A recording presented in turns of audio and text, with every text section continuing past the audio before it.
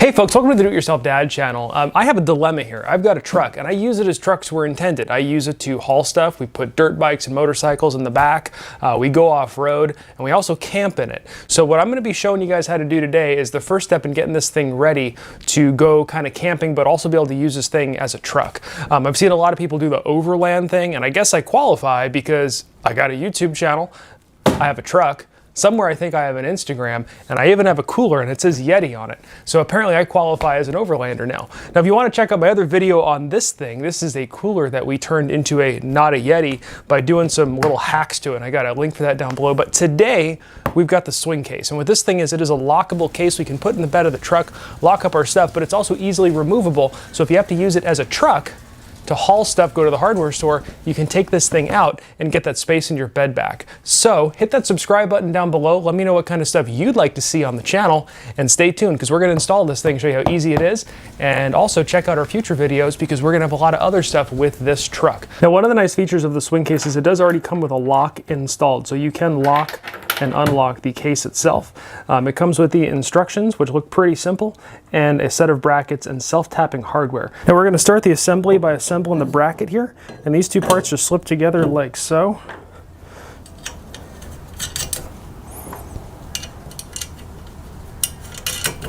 We're going to tighten those nuts down on there.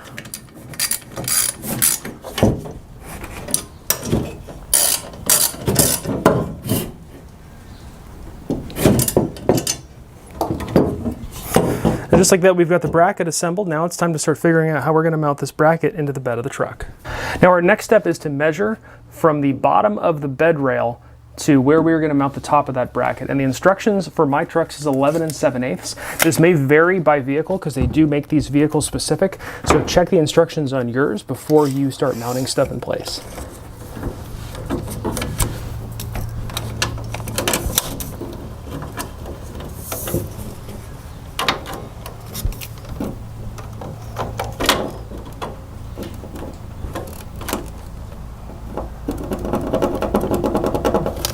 Now, because I have a bed liner, I was having a hard time getting anything to really mark on it that I could see while I was doing the install. So I put a piece of blue tape there. Might be a good idea for you to do that too. And the next step is just to get in here and get this rail lined up.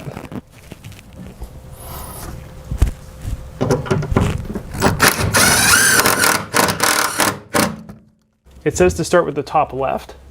Now we're going to work our way around, making sure that the kit is properly leveled in here.